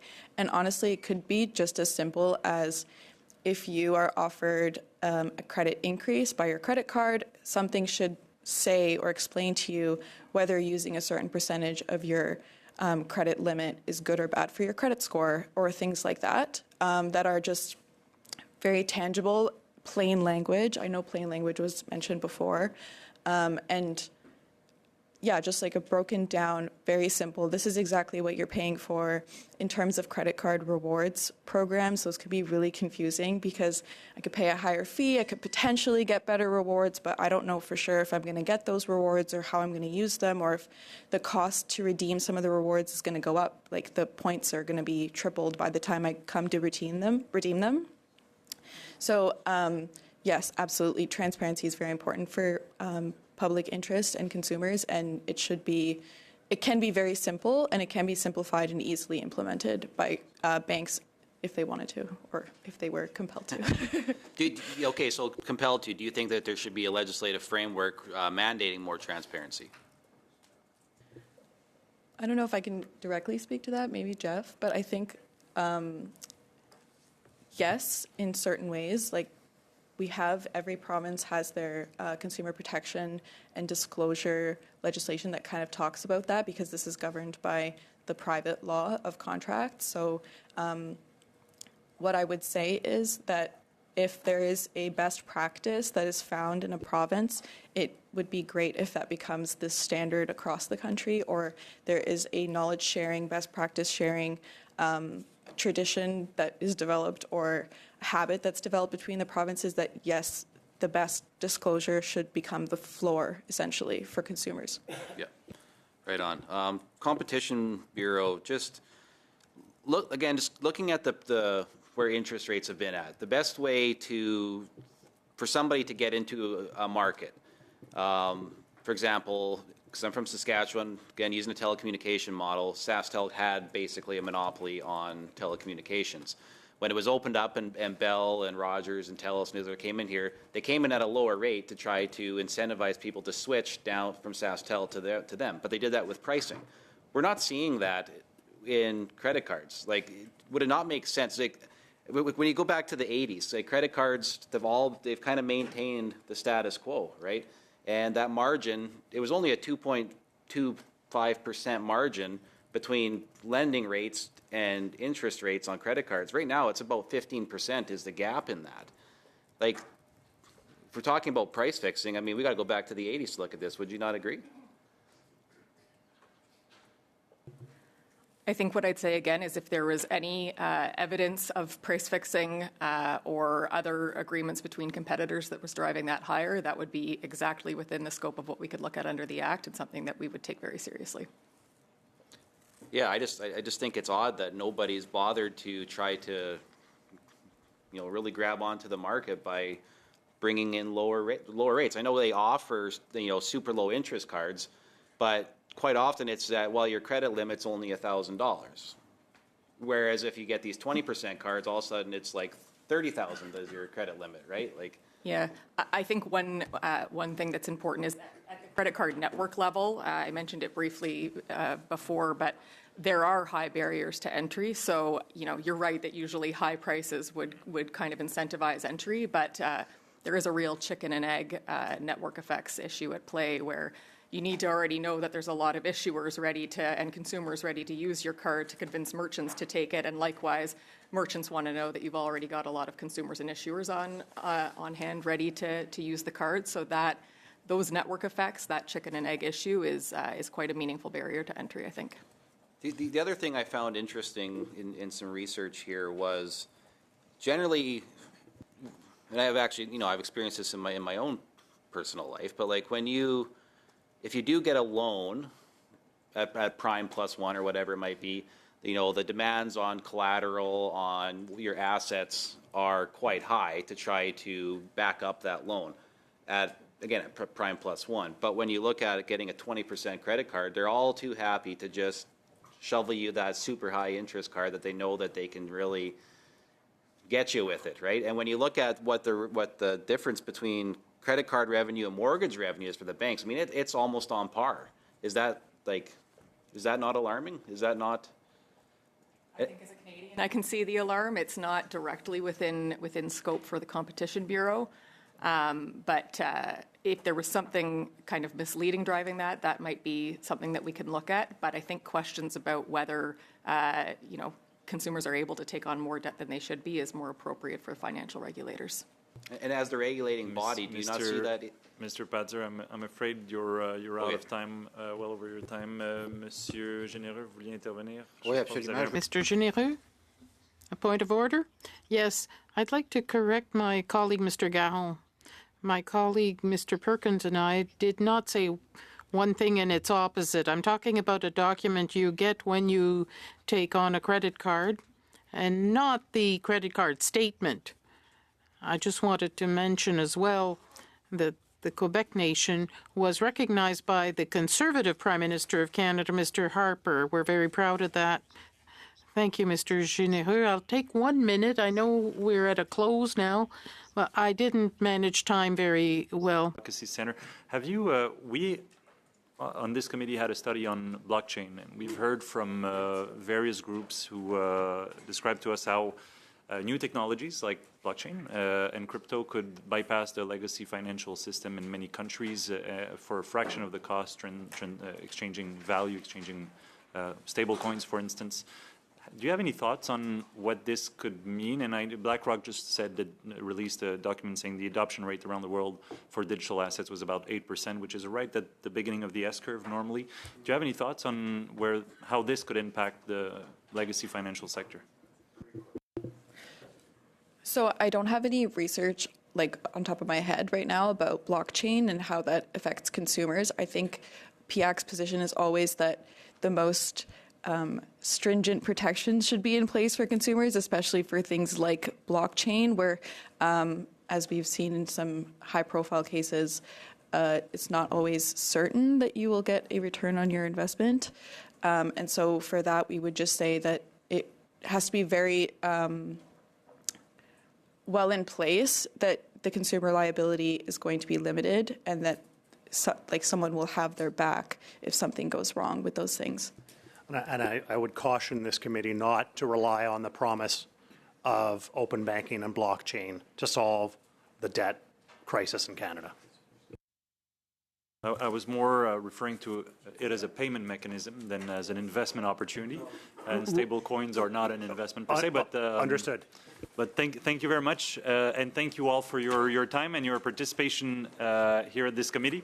Merci, chers collègues. La rencontre est ajournée. Thank you, dear colleagues. When we come back from the constituency week, we'll be pursuing this study. We still have at least 2 meetings on this. Thank you very much. La rencontre est ajournée. Meeting adjourned.